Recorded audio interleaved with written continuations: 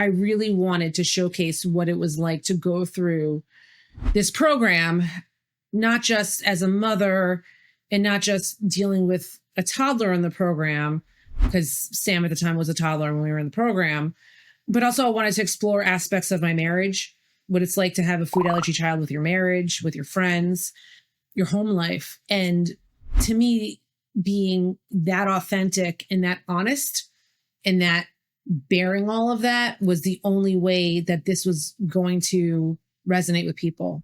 Something that raw and that honest. And it was really scary.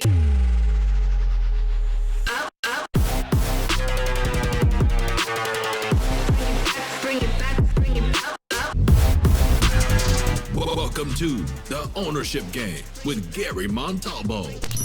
What would it take to get into the driver's seat of your life and leave your mark? The Ownership Game starts now. We've all had those moments when something stirs inside of us. A thought, an idea, a calling. Or maybe it's more like a pull towards something that feels both deeply personal and important. And most of the time, well, we talk ourselves out of it. We say things like, that's just a crazy idea. Or I could never do that. Or the proverbial, maybe someday. But every once in a while, one of us hears that inner nudge and says yes. And that's what happened to my guest today, Lesley-Anne Stone. Lesley-Anne is a marketing executive, a mom, and the creator and host of the podcast Resilience and Hope, a show about the real and raw and rarely talked about experience of raising a child with life-threatening food allergies. What started as a personal journal became a proposal written in one night, and that turned into a podcast now reaching thousands of people across the globe. In this conversation, we're going to talk about what it means to follow your instincts, even when it doesn't make sense on paper. We talk about grief and advocacy, visibility, and the power of telling the truth about your life, even when it's messy. If you've ever had an idea that you've sat on because you didn't feel like the time was right, if you've ever wondered if your personal story was worth sharing, if you've ever wanted to create something with meaning but didn't know where to start, well, my friend, this episode is for you. Let's get into it. Lesley-Anne Stone, I am so excited to have you on the show. So for the guest, Lesley-Anne and I know each other for like almost 20 years. More than 20 years. More than 20 years. Earlier today. It's more than 20 years we because were both tadpoles. I've been in Los Angeles for 20 years and I knew you when I lived in New York. Yes. So it's over 20 years. What year did you leave? I left in 2005. 2005. Okay. So, did you leave Spotco before me? I did.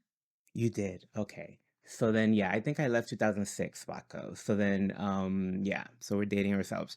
So, okay. So let's create this context, right? So Lesley-Anne and I both used to work at this company called Spotco, where we like lived in this magic wonderland where we got to make theater posters. And it was like we were both young. I was a designer, and you started out as the receptionist, I think, and then you went to be intern. The intern. I was the intern, and then I was the assistant to the CEO. This yes. Drew Hodges assistant. That's what I remember. And so then you left, to create, you left before me, like a year before me. And so you left to LA. So I would love to take, just walk me through that journey a little bit, like what happened and what you create, just to give people some context for, your professional background, because you've done a lot, you've accomplished a lot in that time that you've left in those 20 years. So let's just paint the picture of what happened when you left and Sure. and what was your journey. Sure. So yes, I was living in Manhattan and working with you and had those amazing years in my early 20s in New York working at Spotco. And I moved in 2005 to Los Angeles. I, at the time, was dating my now husband, who lives in LA. And I had an opportunity to work for a branding firm in Los Mm. Angeles. So, and I also had another friend from Spotco recently moved to LA. So I thought, okay, there's a guy, there's a friend, and there's a job. I'll give myself 2 years. I'll move That's to all I LA need. and That's I'll move back to New York. people have moved with less reasons than that. And then I'll move back to New York, right? And here I am 20 years later, and I married the guy, and I'm not going back to New York anytime soon. Nope. I love it, but I love LA too. So I worked for a branding firm in LA and then bopped around to different marketing and advertising agencies, always specializing in arts and entertainment. I have 2 sons, and when my first son was born 12 years ago, I decided to go out on my own and be a consultant and doing marketing and consulting for live entertainment, predominantly in Southern California. But I've also worked with Mhm. national tours and projects in other major markets as well. And my older son, when he was 1, was diagnosed with life-threatening food allergies, multiple Ooh. severe life-threatening food allergies. And that took me on a different path that I did not see coming. Uh-huh. Having a child with multiple severe life-threatening food allergies. And we joined a program out of Long Beach Children's Hospital called the Food Allergy Institute. And the program is the Tolerance Induction Program. And it's a program that reintroduces allergens into the child's immune system and eventually builds up tolerance that you can tolerate these allergens. So that took a number of years for us to do concurrently as I'm working. Uh-huh. And my son has now been in remission for almost 7 years. But a year ago, I had the opportunity to. Oh, no. You're getting ahead. You're getting ahead Oh, of I'm the so story. sorry. Hold on. Okay, sorry. I don't know how far you want to keep You're going. getting ahead of the story. Okay.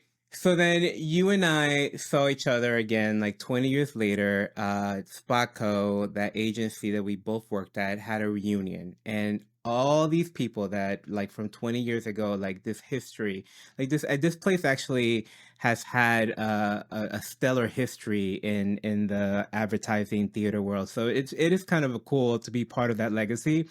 And so they had a reunion, and so we saw each other again for for 20 years, right? And I remember we had this little private sidebar moment, and you started sharing, like you were like, yeah, I'm getting, like, I could tell that there was an itch, right? Like there was like, what's next? I'm trying to figure out, like, what's my next move. I'm trying to, like, you were in a state of questioning, right? And we spitball and we talked about it for a little bit. Nothing in detail, nothing specific, but just enough to get that picture. And cut to now, you have a podcast that is in the top 5% globally. And I wanted to have you on the show because one of the things that I'm really interested in is exploring, those moments where people have an idea, where people are having a calling, an intuition, an instinct. You get that little itch, and then you're like, what's next? And I'm really, and the reason I'm so interested in exploring that is because I feel like most people don't listen. Most people don't pay attention to those, like, little things, right? And so I try to give people a lot of inspiration and tools and courage to listen to that part of themselves. And so I was just so impressed with what happened for you from that moment, that conversation, to what you've created. And I wanted you to come on the show to tell the story, because I think there's a lot of people out there that, similar to you, are asking themselves those questions, and they need a kick in the butt, to get them going. So now from that, I guess from that moment, like, you went back home and walk me through what the journey was like for you, and then tell me what happened when you met this partner of yours. Sure. So, okay, so the Spotco reunion. Yes, it was October of 2022. Yeah. And at the time, my mother was sick She had terminal brain cancer. She passed in 2023. And a lot of my focus, all of my focus really, was on her and her illness and helping with her care. And at the time, she said to me, "You should have a podcast." Like we just, Your I mom. was soaking so much out of my mom, so many deep conversations. And she just said, in almost like in passing, like, it's like, you should have a podcast. And I just stuffed it in the back of my mind. I was so focused on her. And concurrently at the same time, I did feel this itch for something more in my life that's just for me, that's mine, that I can create. And I really couldn't focus on it because I was focusing on my mom's care. Yeah. And like I mentioned, my mom passed in 2023, and recovering from that. I mean, you never fully recover, but in the aftermath of that, as I mentioned, my son overcame these food allergies, and we actively volunteer whenever possible for the Food Allergy Institute. And they had a week last summer down in Long Beach, right by Children's Hospital, where their clinic is. They had a week of remission celebrations. So these are for children who have been through the program, who graduated, who are now in food allergy remission. They can eat whatever they want, whenever they want. And me and my son participated in a lot of these events, and we spoke to groups and whatever we could do. And there was a big celebration at the end of it. And the doctor who runs the Food Allergy Institute, Dr. Intipal Randhawa, has his own podcast. And at that event, they said to me, "You should come on and be a host and just tell your story with your son through the program." And I thought, okay, I'll come on. I've never done a podcast before. Sure, I'll go on your podcast. And it was a big success. I had a great time. They turned the episode into a 2-parter. And the doctor said to me afterwards, "You should have one of these." And I said, "I should have one of these." And Mom, is that you? it's crazy. And it just was this aha moment. And he said, "Send me a proposal." So I wrote one that night. And he wrote back at 6 a.m. the next morning. And he said, "I think we can do this." And that just everything just started snowballing. Like these conversations of what could a podcast be? Me with the Food Allergy Institute, all about my son. His name is Sam's journey, and me as the parent. And then every week bringing on guests to talk about what it was like from diagnosis through treatment through today, going through such it's very rigorous, a rigorous program, and coming out the other side. And it's been magical. I still have my consulting practice. I still consult in marketing, but this is just a yes and. This is just that next piece in the journey. And it's been the most rewarding experience for me, seriously, in my professional life. Like I've just loved it. It's opened up so many doors in terms of meeting other people who have children with food allergies from all over the world. We get messages and letters from people, and just building a sense of community. I am just so grateful for the opportunity to share our story and then tell people that there are options out there if you have food allergies. Because when you're given this diagnosis of your child that they may have an anaphylactic reaction to peanuts, to milk, to eggs, it's so scary and it's so lonely. And to say that there is a program out there that can throw your child into remission and to help spread the message has been really, really, really cool. I want to get into the program a little bit and a little bit more of that story.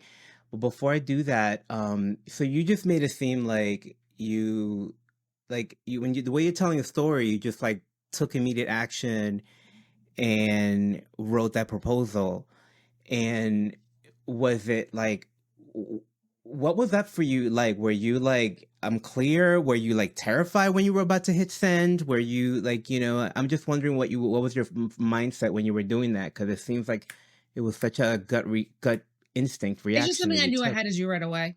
It just became crystal clear that it was something I had to do right away. And you have to put yourself out there in life. And I am one who just moves. That's just how I operate. I move. I tend not to sit on things. And it's right when things start snowballing, right? And it's definitely scary. Of course it is, but to me the scarier thing is not doing it. Mm-hmm. To me that's So the scarier thing.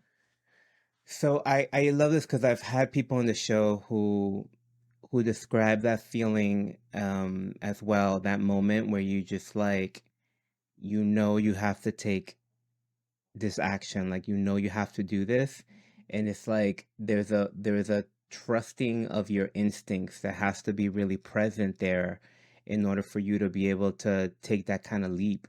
And not that it was a leap, like you weren't leaving your career, but it is scary because you're putting yourself out there and you're You're putting putting yourself yourself in a out there. very public way, and that's like that's really vulnerable, right? Like when you're putting yourself out in a social media world to come and say all the things, right? And I feel like allergies, I don't know if it's true, but I feel like this topic is maybe a little not controversial, but where people have strong opinions, I would think.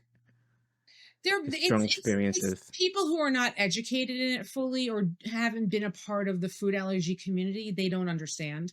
There's a lot of, you'll see like in movies and media making fun of people with allergies or joking about it, but it's a very serious thing. And until your child is diagnosed with severe allergies to peanuts, tree nuts, milk, eggs, sesame, mustard seed, it's Everything. very That's something, everything. it's very difficult. It's brutal. It's brutal. Yeah. Yeah. You literally have to put your child in a bubble. Oh yeah. It was a life that was very sheltered for a couple of years before we were introduced to this program. And that's really one our podcast in terms of creating a sense of community is to let people know that they're not alone. That I know what it's like to get that diagnosis, that gut punch, and it's awful. It's just awful. Yeah. So you send this proposal, you get immediate feedback. So it seems like there's a synergy in this process. So what was next, right? Like how did you start to that you say synergy. I just had this moment connecting the dots, listening to you talk and thinking about it. So I come from the theater, I went to college for theater. That is my background. And theater is a collaborative art. And I always feel like I work my best when I'm part of a team. And having a partner in this podcast with the Food Allergy Institute, there's a team mentality. It is collaborative. It's just not me by myself. And that's such a gift. It's been such an rewarding experience to produce this alongside a team of people from the Food Allergy Institute and create this brand. The name of the podcast, I don't think we've said it yet. It's Resilience and Hope. It's Resilience and Hope, a food allergy podcast. So to create the brand for the podcast and to curate it and decide what the episodes were going to be like and to do that exploration concurrently with the Food Allergy Institute has been such a blessing and so awesome. Such an amazing ride to work alongside them. How did you I guess I'm a little curious about like how did you go about figuring out the next steps? Like was somebody under, I mean, I guess you had a partner, so you probably had some intellectual knowledge there, some institutional knowledge because they produced a podcast. I'm curious about what was the process for you to prepare yourself for something that you've never done before and that was completely like not part of your existing wheelhouse. Research, talking to other people who have podcasts who I admire and who I respect, and people who can tell me what their mistakes have been, what their lessons have been, what surprised them about the experience, and also just looking at other people's podcasts and what podcasts have I really resonated with. And it's an interesting question, Gary, because when I was coming up with the Food Allergy Institute, what the name should be and the brand identity for it, we were talking about other podcasts. And then right away, I thought of Shannon Doherty's podcast, Let's Be Clear. And I'm such a huge fan of her podcast, and she's so authentic and she's so raw in it. And I listened to it up and past her passing. And I said, that's the route I want to go. And they really got it. The Food Allergy Institute. Like we were like, yes. And it was neat to compare and to look at that. And it's so sad to me that I'll never be able to say that to Shannon. I've never met her. That she was such an inspiration to me. And, you know, she had stage 4 cancer. My mother had brain cancer. She had stage 4 breast cancer. So different disease, but just the cancer journey also really affected me. So it was inspiring and touching to have that extra layer to it. It's so crazy because I think of my mother and Shannon Doherty are very different. Like you could not have more different people. But maybe somebody out there from Shannon's team will hear this one day and know. I love the contact Lesley-Anne. I love it. Okay, so was there any part that was like freaking you out, or were you just did you always just have clarity No, around it? I think we're all human. Putting myself out there authentic. No, you know what though? It's interesting. There are people who don't think that that's a human thing. There are people who think that that's only them. And that's why I asked the question, because I want to model for people that even when people are doing their thing and they're killing it in the game, that they also deal with that stuff. Because a lot of people walk around judging themselves thinking that, oh no, I can't do what Lesley-Anne did. It's like, no, she was freaking out. She was dealing with her things too. So I'm glad you said that. Yes, it is human. Very human. But yeah. It's very human. The podcast is so personal to me. It's my story as a mother with my son. And I really wanted to showcase what it was like to go through this program, not just as a mother and not just dealing with a toddler in the program, because Sam at the time was a toddler when we were in the program. But also I wanted to explore aspects of my marriage, what it's like to have a food allergy child with your marriage, with your friends, your home life. And to me, being that authentic and that honest and that bearing all of that was the only way that this was going to resonate with people. Something that raw and that honest. And it was really scary. So some of our guests, I had my therapist on to talk about it. My husband came on the show. You know, it's to really discuss these issues. And then there's the whole aspect of today in media, everything is social media. And it's scary to have yourself out there on social media. And we went through rounds of conversations of what ifs and haters and bad comments and what could that be. And what really came out of that fear was the point of doing this is to build community in the Food Allergy Institute and share an uplifting story around food allergies and parenthood, and with a positive outcome that we have, that you have to continue to be authentic and put yourself out there in that capacity. And it has resonated with people. Again, letters and direct messages from people all over the world about it. It's like people in Ireland and people in the UK. It's wild to me that our story has resonated with so many other people.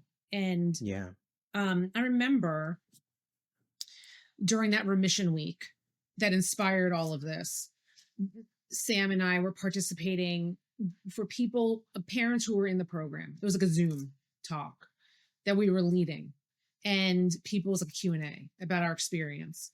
And there was a mother on the Zoom who was sitting in her living room and she had it. She had it, you know, and you can just see, and she was just venting about how hard life is with a food allergy child, how isolated, and her family doesn't get it, meaning her in-laws and her parents and her friends, and it's so rigorous to go through this kind of a program, and it's daily work, and to get your kid to eat certain foods at certain times of day, which you have to do for the program. And I just wanted to hug her. And I think about her often as I produce this podcast, that this is a place for her where she could tune in and she can listen to not only just my story, because I also have other parents in the program on as guests to share their stories of what it's like to go through the program and come out the other side, to let them know that there is a light at the end of the tunnel. I feel like so much lately in our world, we're hearing these horrible stories, and we all have horrible stories. That's life. There's bad forces in life. There's bad things happen in life. But our story, in particular, this food allergy journey, has a happy ending. And I just want to share that authentically. And it goes back to Shannon Doherty, how her podcast was so authentic. And I think people want authenticity today. I do, in a world that's so posting and curated, that you want that. I think you're so on the money with that. And it's interesting. So when I started speaking, we're talking about 2008 is when I started like my coaching business. And back then coaching wasn't really like a thing yet. Like I remember walking into networking events and, hey, I'm a coach, and they're like baseball? And I'm like, no, like Oprah.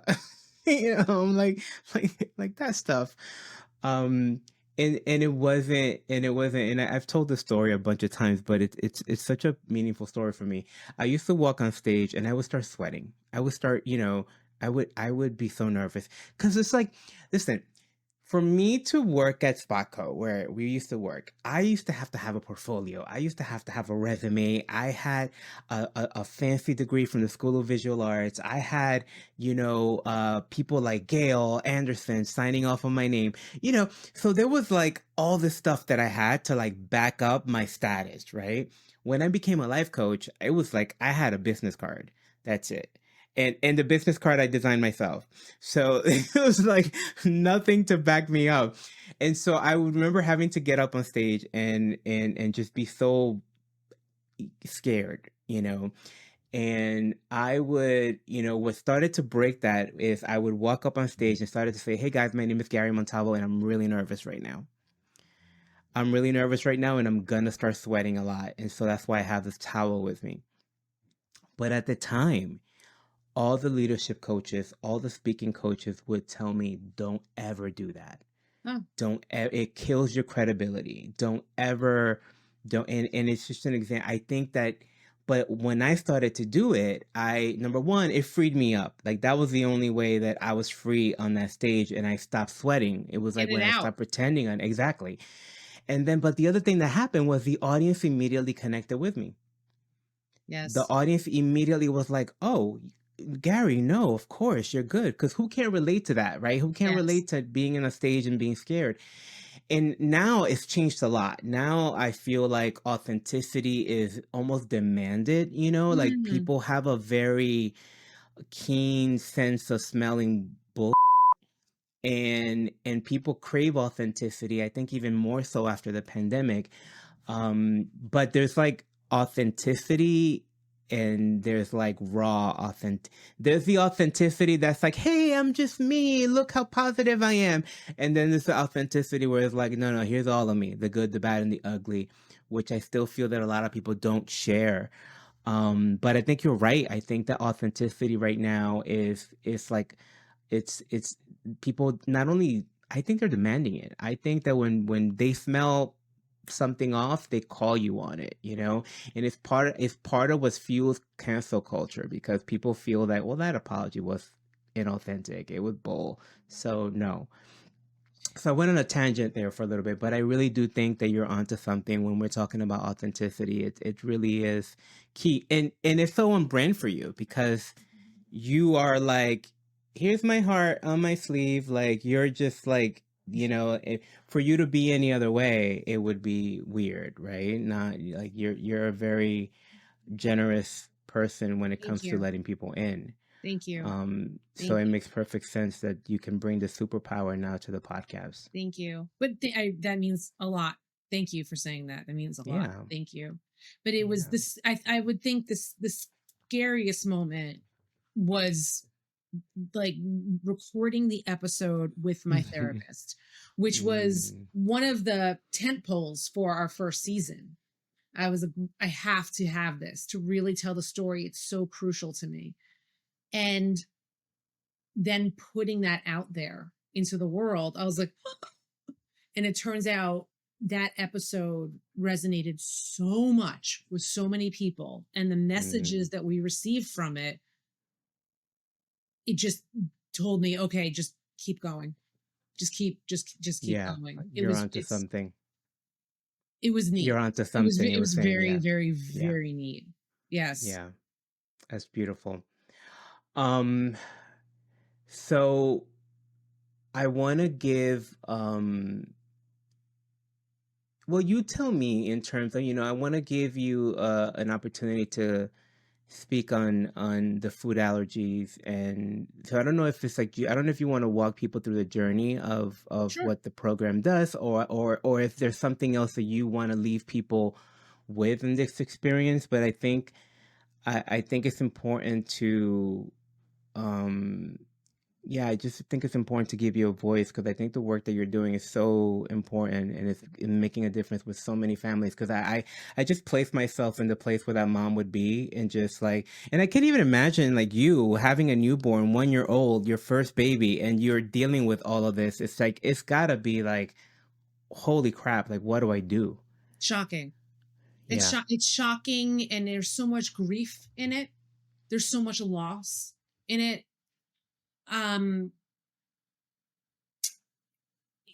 Okay, so let's talk about it. So when Sam was 1, I gave him a little bit of peanut butter. He had a catastrophic reaction.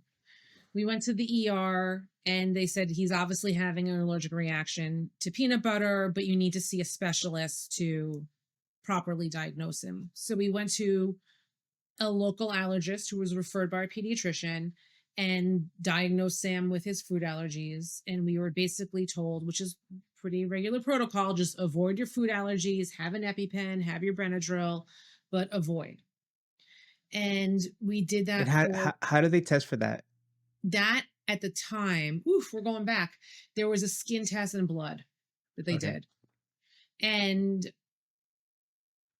we did that for 2 years, this life of avoidance. Well, what does that really mean?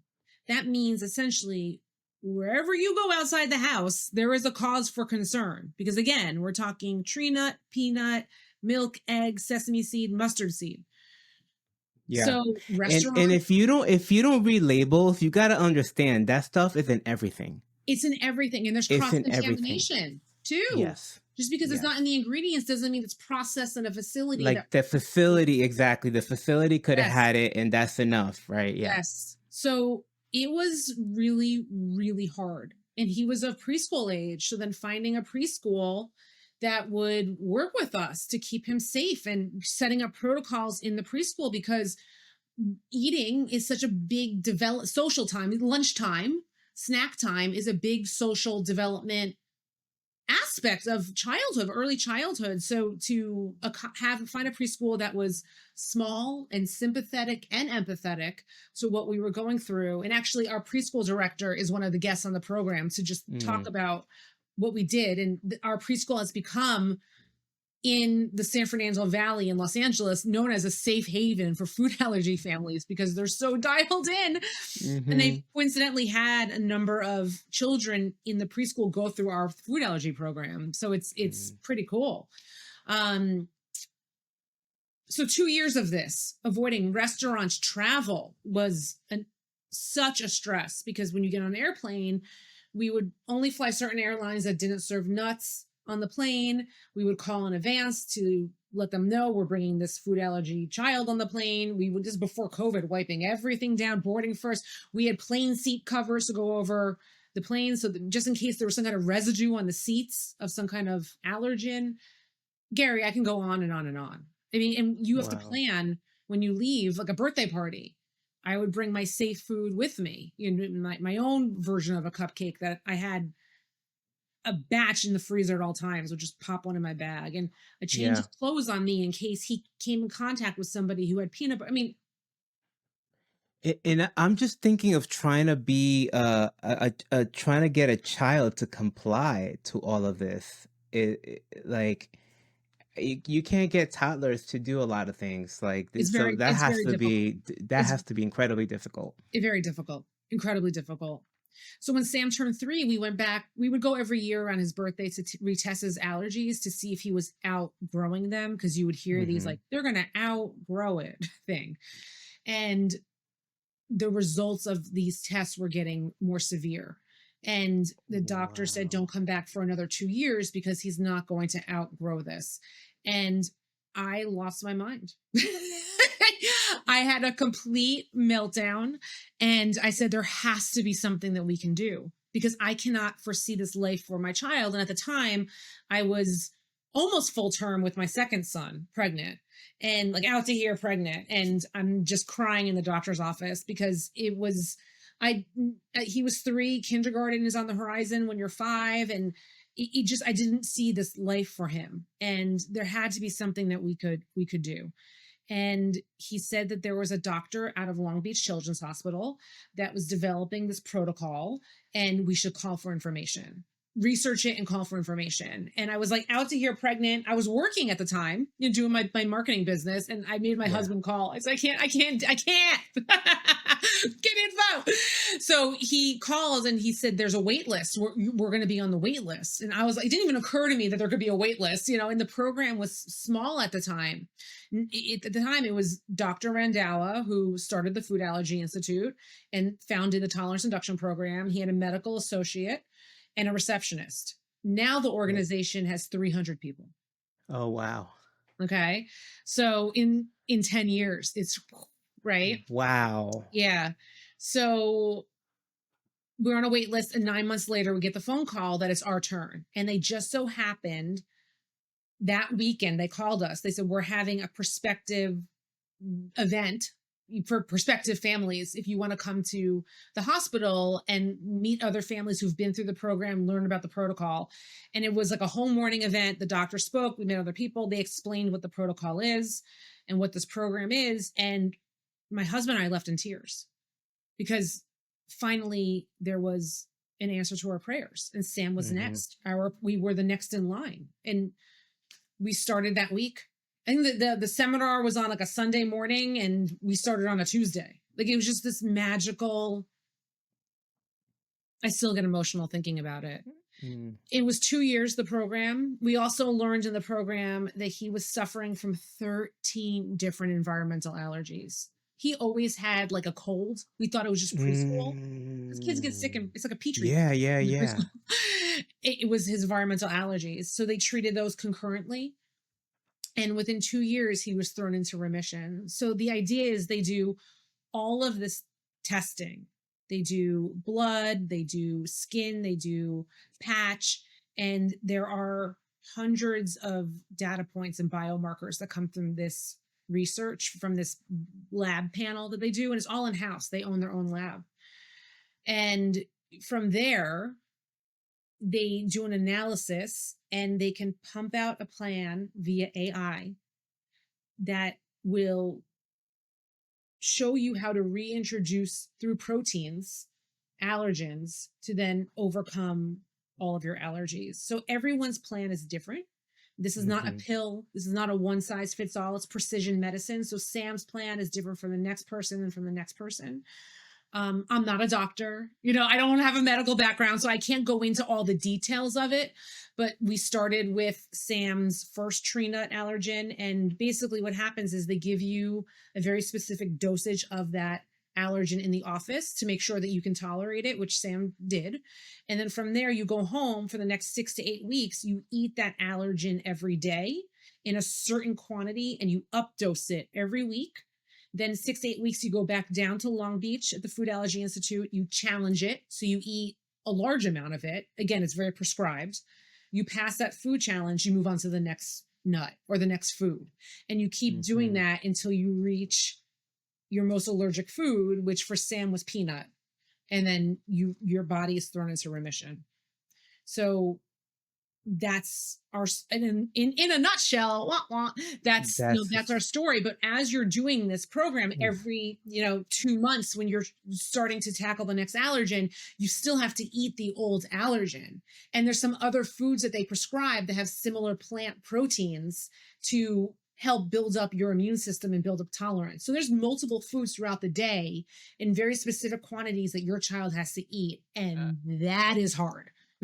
I that's what I'm really present to right now. I'm like, that sounds like so much work. It is I'm sure it's 100% worth it. But it sounds like a lot. It sounds like a lot of work. It's a lot, especially with a toddler toddlers, what I've learned is that toddlers are like teenagers and they like to push their boundaries. They want their independence and they want to push their boundaries. So when you're telling a toddler, you have to eat 20 pine nuts every day for the next 8 weeks, and their taste buds are changing. And, it's like pine nuts are a very specific taste. It is so hard, Gary. But we did it. We did it. Oh my goodness. Wow. I want to be sensitive in approaching this, but one of the things that sort of I'm present to is that it's like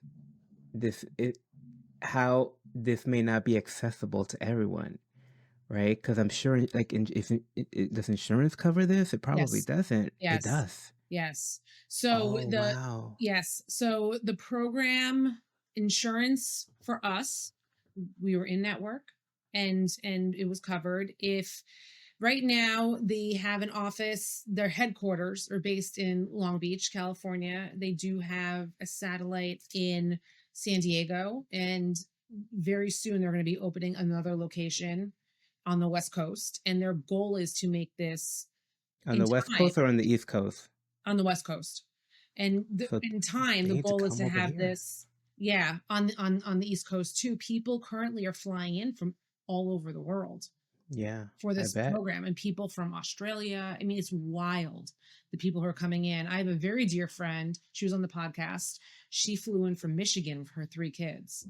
And now they're all in remission from it. So they do want to hear from people who have financial situations, and they will work things out. They very much want to make this accessible. I can't speak to them, but if you go to Food Allergy Institute's website, there is a get a free consultation, and it's something that should 100% be addressed. They're not a charity. It's a huge organization, but they very much want this to be available to the masses. And because it is precision medicine and the condition of food allergy is so severe, they are slowly looking to open other offices. It has to be done safely.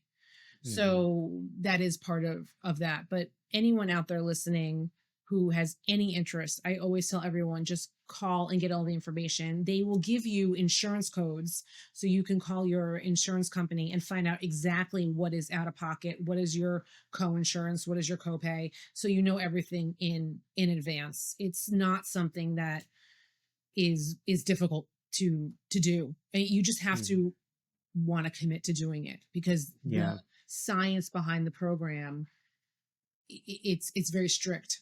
You have to be compliant. You have to be.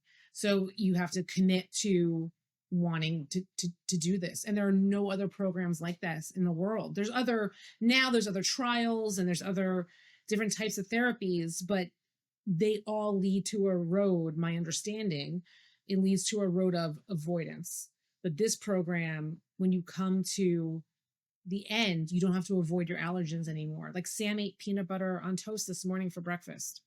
Wow. A lot of these programs get you to the point where your child, if they bite into a cookie that has peanut butter is so good. Yeah. So it's I just want to get the message out there that this program exists. Yeah. Yeah. And people Yeah. should call for No. information. It's a free consultation. It doesn't hurt to call and find out what your out-of-pocket costs are and Yeah. what this would be. Okay, so beautiful. What's next for Lesley-Anne? Because, you've started this journey that was unexpected. And I'm just wondering, like, how are you feeling about what's next? Do you have an idea? Are you like thinking? Or are you just like along for the ride? Are you itching for something else? Like, walk me through it. You'll appreciate this, Gary. So my best friend, Amelia, who was also on the podcast as a guest host, she actually interviewed Sam. She taught me something. Amelia worked at Spaco with Yes. we all worked at Spaco together. Shout out to Amelia. Shout out to Amelia. She taught me years ago that you need to look at life in 3-month chunks. Mm. So that's what I do. Is I look at my life in 3-month chunks. So what's going to happen in the next 3 months? If you told me when I first met you, when did you start Spaco? When was that? 2003, 2004? 2002. 2002. Okay. So if you told me back then, hey, in 3 years, you're going to fall in love and move to Los Angeles. Yeah. You will then Yeah. live for 20 years and you will have 2 kids. I would be like, what? You would have told me that I would be doing anything other than designing. Yes. I would have been like, you're out of your mind. Like, Yes. And I say that Yeah. about you too, knowing you as this ridiculously talented, accomplished designer. I mean, Gary, I'm gonna stop for a second and we'll segue. Like, you're amazing. Like, Thank you. I used to be. I don't know about now, I'm but sure, nah. Like you and Gail Anderson, man. I mean, like top of the top, right? So, like, anyway, what I'm saying is, you just never know. You just never know. So when you look at your life in 3-month chunks, it takes that panic away a little bit because you still don't know. And I'm very open. So to answer your question, season 2, our season 1 is 12 episodes. It was a 12 episode series. I am so excited how it has taken off. And every week we have more and more listeners and more messages that we are talking potentially about what a season 2 could look like. And that is totally where I'm at, is just continuing this message, but I am very much open. A year ago, I hadn't even done Remission Week yet, so it's, we're coming up on a year to that Remission Week, so you look back and you just don't know. So, I try to live my life open to what the universe is presenting me. Yeah. Very intuitive, in terms of like trusting my intuition, when something feels right and wrong. I'm naturally just a very curious person. So I love to know people's stories, what people are working on, and learning about business and trends. And I will always be a marketer. That's just my nature and how my brain works. But in the next 3 months, be careful. in the next 3 months, know. in the next 3 months, season 2 is really where I want to keep this going, this conversation going about food allergies and what it's like to be a food allergy parent, and going through this program and sharing the story of resilience and hope. I do other things too. I'm very big because of my mother, and volunteering for the brain tumor community and advocacy for brain tumor awareness and brain cancer. So there's other things. And again, I have 2 kids. I'm very involved in our school district and arts education because of, again, the theater. I'm always trying to do a million things. Like, I like to have my hand in different pots. I'm not good at sitting still. I'm very bad at sitting still. So I get it. Yeah, that's where I'm at. Did that answer the question? I feel like yes. Season 2 is coming. That's really what I was trying to understand. I also see a book in your future, but I'll let you discover that on your own. Listen, I think, I know you're new to the podcasting world. Not like I'm a pro veteran, but I've Yes, been you at are. it a little longer than you. And it is remarkable to launch a season 1 with 12 episodes and be at the top 5% already. And it's just such podcasters are listening to that going like, what? How did she do it? So you should be really proud, right? And that's just a testament of how people are emotionally connecting with what you are sharing and how needed the message is, because if you think about it, it's also a very niche sort of audience, right? Because you have to have children, and you have to have children that have allergies, which is probably not as niche as we think, unfortunately. They But say you get 1 my in point 13 that it's, kids. 1 in 13 kids in a classroom. yeah. Yeah. Isn't that So nuts? it's clearly something that's landing with people and resonating. So, I'm proud of you. It's remarkable, and keep shining your light, keep doing your thing. I cannot wait to see what season 2 brings on. Thank you. Me too. And yeah. Me Well, too. thank you. Thank you for sharing your story and coming to us and sharing your message. I'm glad we got to cover both things, because I think your story is inspirational, and I think the message that you have is it's going to give a lot of hope to a lot of families who really need it. Thank you, Gary. I think you are phenomenal. Phenomenal. Then, now, and always. And your journey, we've said this offline, I've said this to you offline, is very inspiring too. And I think it's very serendipitous that we both flew to New York to be a part of that Spockville reunion.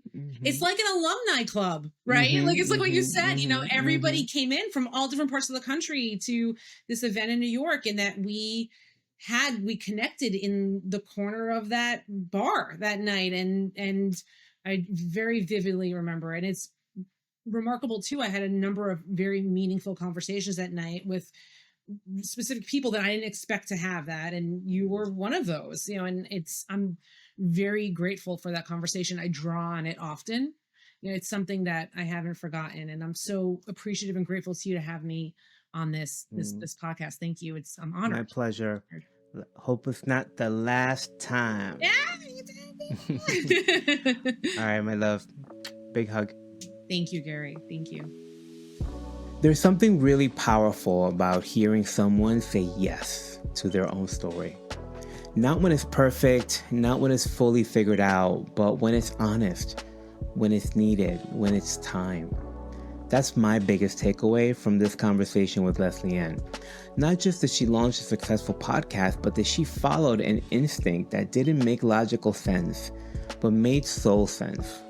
She didn't wait for permission. She didn't wait until it was comfortable. She followed the nudge and immediately took action.